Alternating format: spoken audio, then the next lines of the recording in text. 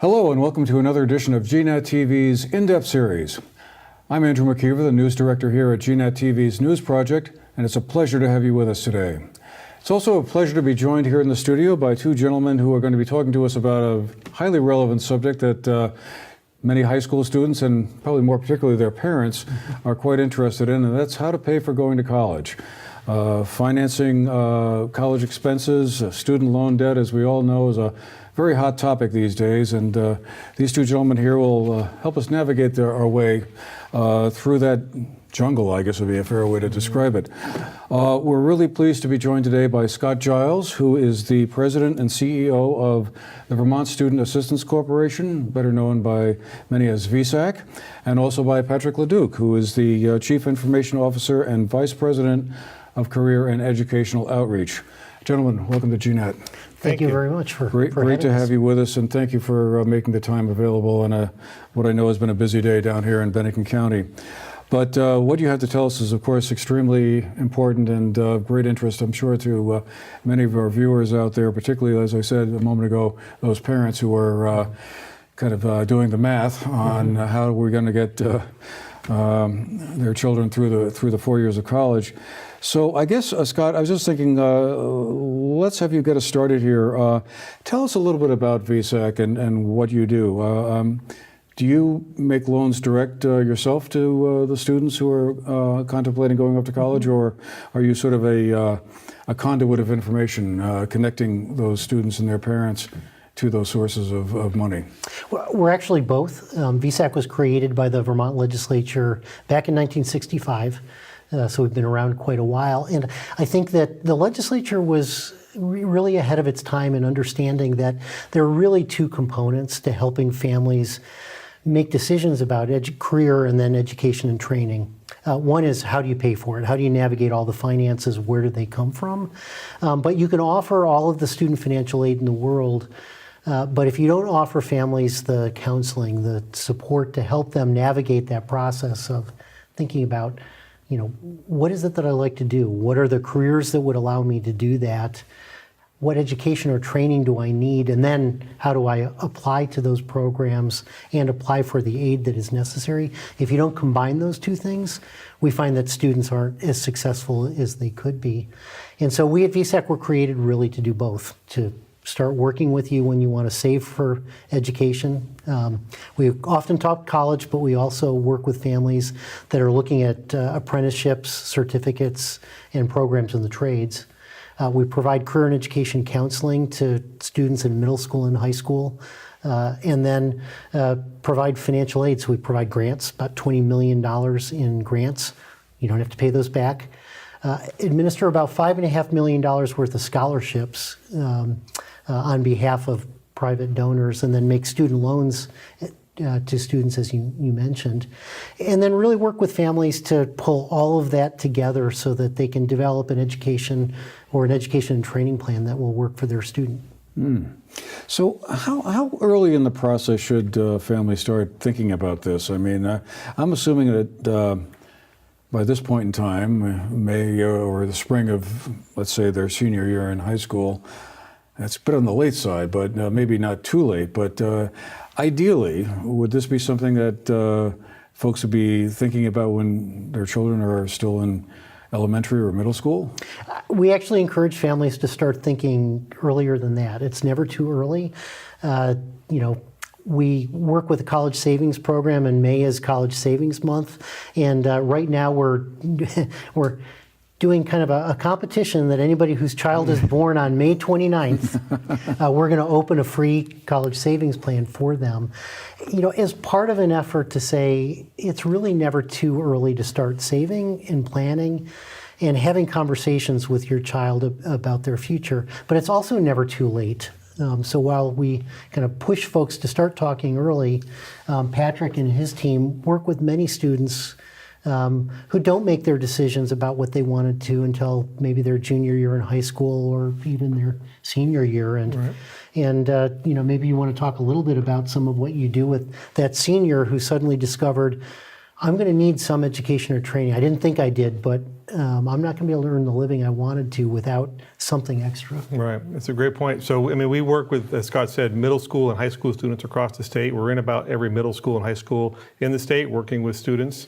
And we encourage, obviously, as Scott said, parents and educators to kind of engage students in career and college talk and readiness really early on in their education, so that they're kind of thinking about, so what do I want to do? And as appropriate to their education, kind of escalate that conversation and do, okay, so what does that mean from an education perspective? What path should you be taking through high school and middle school to best prepare you for those opportunities without closing doors, but leaving as many opportunities open as possible for them?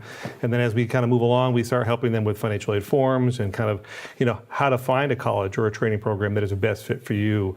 We look at it both at that macro level, right? What's helpful for this entire kind of cohort of students, and what's helpful for that person that's right in front of us right now, that what are their skills and what are their talents and what's best for them. And so we navigate all of that together, and then in those 12th grade years, we spend a lot of time figuring out, so what forms, what websites do you need to go to? How do you find scholarships? How do you fill out those scholarships? How do you get, all that stuff filled out and submitted on time and on schedule, so you have all those opportunities in front of you?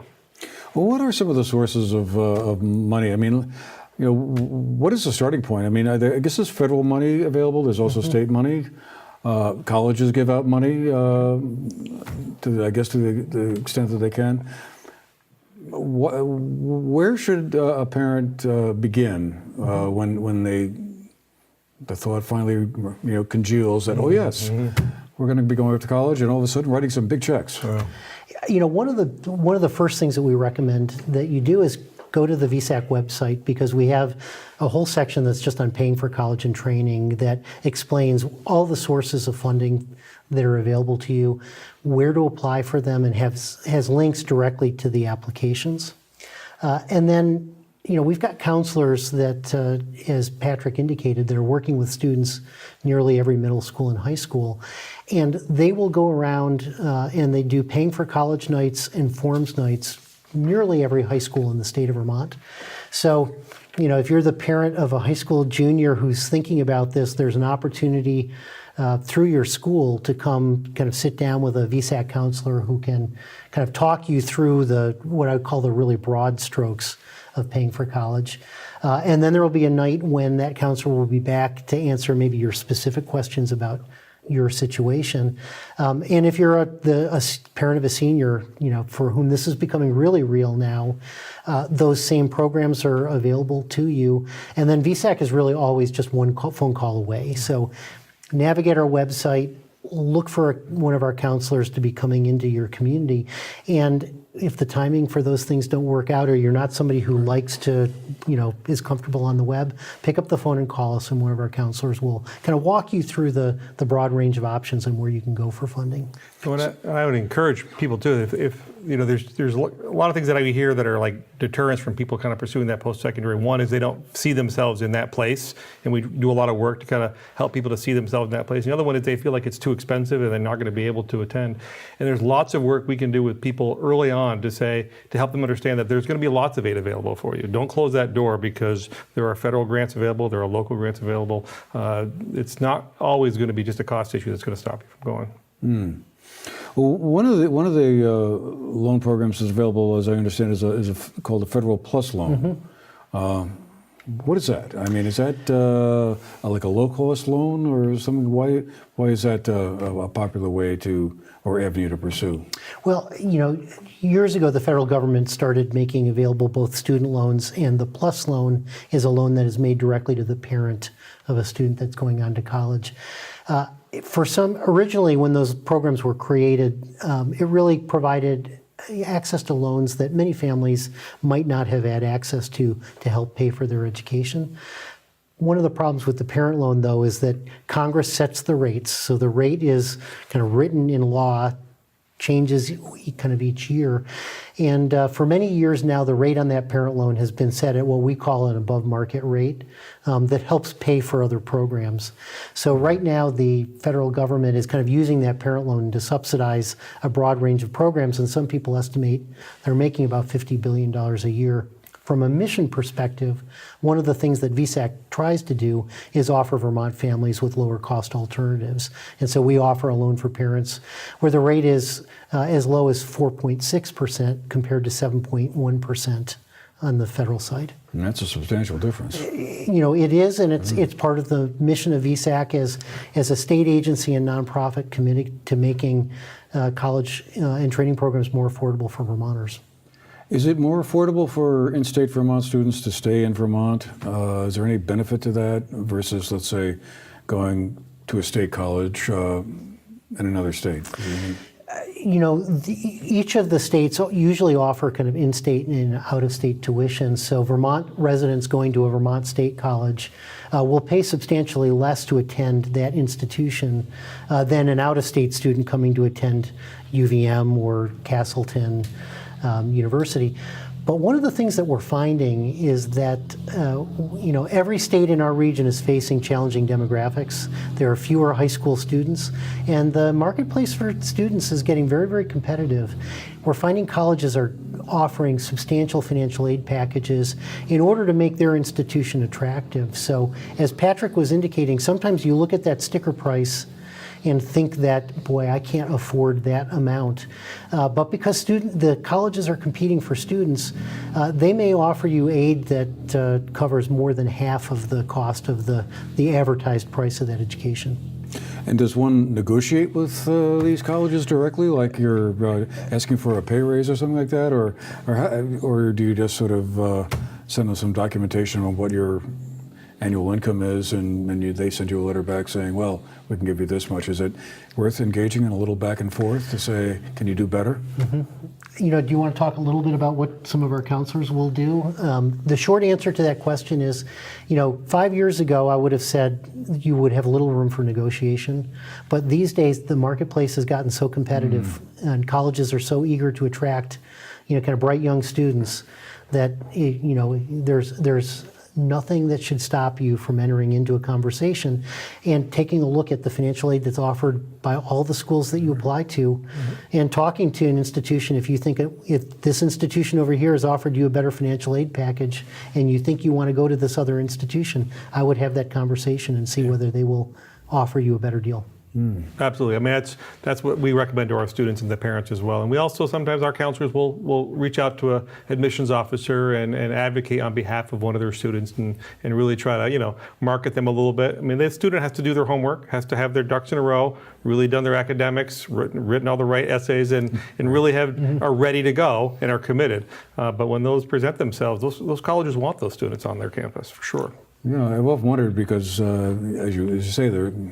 Certainly in Vermont, we hear a lot about the demographics challenge and fewer high school students. So I suppose that translates into fewer kids going on to college, and therefore, but the colleges still have their fixed costs and dormitories to fill and all the rest of that. And so one would think that they would want to have as many people on campus as possible, or at least a full cohort of incoming freshmen. One other plan I often hear mentioned in connection with all this is the 529 plan. And of course, since today is May 29th, there's a certain overlap here. But what is a 529 plan? Is that some sort of savings plan? I gather. The 529 refers to the IRS tax code provision that created this. It's a college savings plan where if you contribute money to the plan, the earnings on that money that you contribute to the plan are allowed to accrue without you paying any taxes on it. So you've got tax-free earnings, a little bit like a retirement plan. In addition, though, the state of Vermont offers a tax credit, and that's what I think makes this particularly valuable as a savings tool for Vermont families. They will offer you a tax credit of 10% of the first $2,500 that you contribute to that plan kind of each year. And if you've got the ability to contribute more than that and you've got two taxpayers, they'll pay 10% of the first $5,000 contributed by a couple that's filing jointly. That's $250 to $500 that the state of Vermont is, in a sense, contributing to your child's college savings each year. And a family that starts saving as little as $50 a year when their child is born will have amassed probably over $23,000 or $24,000 by the time their child is ready to go to school. every dollar that they've saved that way is a dollar that they don't have to borrow. And if they have to be born on May 29th, there's an additional little benefit, I guess. Absolutely. This year we are opening a 529 savings account for every child that is born in a Vermont hospital on 529. All right, so timing is everything, I guess. I guess I also just wondered if there's, as you were talking with families, is there some sort of red line for debt? I mean, we hear so many horror stories about students coming out of college these days with $30,000 of college debt, and that means like what, $400 a month that they're paying. Money that's not going to being allow them to buy a car or rent an apartment or buy a home or do put into the economy in some other way. Is there some kind of rule of thumb around, well, you don't want to get more than X thousands of dollars into the red on all this, or is it just sort of a fluid kind of situation where it's too hard to tell because you might wind up getting a very well-paying job and retiring $30,000 worth of debt is like going to be no big deal. I just didn't know if there was some X factor there that said, you don't ever want to be more than this far in the hole. Every family has to do its own kind of calculation regarding what it is that it can afford. And the numbers that you look at are going to vary depending on what career you're looking at going into. If I'm interested in pursuing a degree in engineering where those starting salaries are $60,000 a year or more, the amount of debt that I can comfortably take out at the undergraduate level will be different than what I can afford to take out if I'm looking at going into a field that doesn't pay as well. One of the things though that I think it's important to remember, and the Fed does a study trying to understand what impact student loan debt is having on the economy. And the thing that they keep coming back to is getting an education, particularly a four-year degree, still is the single most valuable investment that a student can make. And even with student loan debt, students that have a four-year degree over their lifetime will earn nearly $900,000 more than their counterparts who only got a high school diploma. So while it is important to focus on, kind of what that monthly payment is, that education really is an investment that has a significant return. And we encourage folks to kind of, bear that in mind when they're thinking about it. And $30,000, is also very, very close to the amount that in Vermont, the cost of the average used car is in the $23,000 to $24,000 range. New car, it's a little over $32,000. Those are things that you will use and you will consume, over the course of anywhere from 5 to 10 years, whereas your education is something that will be giving you a return for your entire lifetime. It's important to make sure that you're not borrowing more than the career path that you're considering will allow you to repay. But it's also important to remember that this is an investment that will return benefits for your entire life. But I suppose there are going to be, I certainly absolutely agree with what you just said. I mean, I think back to my own experience at college, and it was even just beyond the purely academic side of it, there's the social aspects of it, and the opportunity to kind of, be away from home for the first time. It was just some tremendous experiences that were just really great. But as we all know, the traditional four-year college is not right for everyone, or at least they don't feel like it's right for everyone. And so I guess I just wondered, are there alternative programs for those students who are thinking maybe a two-year college or a vocational school? Are there some programs set up specifically for them? Yeah. I mean, we counsel with students all the time about apprenticeship programs and training programs. Certificate programs are growing a lot of attention in that field. So what we try to do is really talk to them about, so it's not a one-stop shop all the time, right? You may need a stackable credential of some kind, so you can get into this certificate program or this training program, but you also need to keep the long view in mind, right? So how is that going to get you your first job? And what about your second job, right? And what about the third job? As the jobs continue to evolve and change, not only is it the cost of education, but it's the jobs are going to constantly change. So you almost have to be prepared to kind of keep retraining yourself over time. So there's a lot of training opportunities that exist in all different levels across the state of Vermont, and lots of good paying jobs if you can get one of those credentials and training certificates. Mm-hmm. So one other question I can't help but ask, the time we have left, more than one candidate for the presidency has talked about how, college tuition should be free. Mm-hmm. Now, of course, as everybody knows, somebody pays eventually. But is that an idea that actually makes sense to you folks, that kind of transferring the cost of paying for college away from the student and their family and onto, I guess, the general population in the form of taxes? Mm-hmm. Does that strike you as a good idea?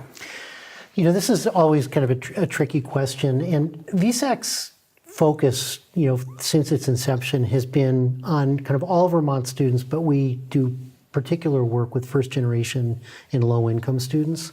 And the money that we get publicly is really been targeted towards those families with the greatest financial need. Education is the most important investment that we can make as individuals, and it's an incredibly important investment from a societal perspective. You know, I think you can't travel anywhere in Bennington or across the state where you won't hear an employer saying they can't hire people with the skills they need. Mm-hmm. So there's a clear social need to make education accessible. You know, I think from our perspective, if you've got limited resources, I think it's important to look at targeting that aid towards those families that have the greatest need, those families who are most at risk at not being able to go on. If you've got extra money after you've done that, I'm more than happy to engage a broader conversation about the value of education. But I think our first step really needs to recognize that education has the power to transform lives, and we should focus our dollars first on those that are most at risk from not being able to access it. And I suppose anyway, the free tuition thing wouldn't apply to private colleges, would it? I mean, they'd still be saying, well, yeah, you still owe us $50,000 or whatever, and you know, they would be in a different bucket from the state schools. You know, the design of all these programs is, you know, one of the things that nobody talks about. So, great soundbite, but it's a wonderful soundbite. But I think your question is a good one. Well, we'll see. Next time we get to one of those town halls, we'll have to see if we can drill down and get some specifics here. But I guess just to kind of finish up here, folks should, I guess, who have questions about all of this, they should go to your website, which is what, vsac.org? Yeah. And from there, you'll be able to help them get started and everything like that. One point, just to finish, I guess is the worst case scenario for any person to be in is to start college and then not finish in 4 or 5 or 6 years or whatever. Yeah. Then you're really in the worst of all worlds. You've got the debt, but you don't have the diploma, right? And you're in this sort of gray zone. Yeah. That's right. And you know, so often when we hear talk about student loan debt, people focus on people that have high balances, which tend to be graduate and professional students. The people that are really struggling are the people you've just described who stopped out for, you know, one reason or another. And that's another group that we spend a lot of time working with. So, you know, if any of your viewers, you know, are in that position, they're struggling with their student loan debt, call us. You know, we can help you make sure that you're in a repayment plan that will allow you to stay on track, and there's lots of options where student loans are concerned.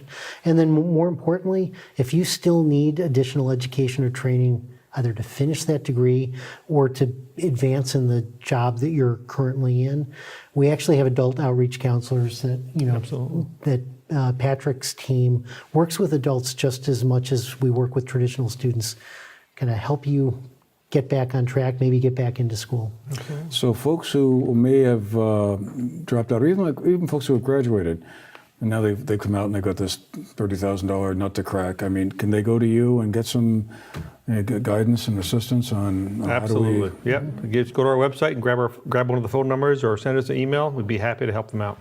Okay. And our counselors are kind of live and work in every region of the state, so it's not as though you're going to have to travel. You can probably meet them in the local library. All right. Well, that's one of the good parts about being in Vermont. Then, I guess, right? Absolutely. Never too far away. Well, gentlemen, thank you so much for being with us today. Really appreciate having you here and helping us understand this very complex and very important subject. And certainly, I'm sure there are a lot of folks out there right now who are going, okay, here we go. Anyway, Scott Giles, CEO of VSAC, and Patrick Leduc, the Chief Information Officer of VSAC. Thank you very much. Hope you folks have found the show interesting, and if you're one of those folks with someone about to go off to college, now you know where to go. Great to have you with us today, and we'll see you again the next time.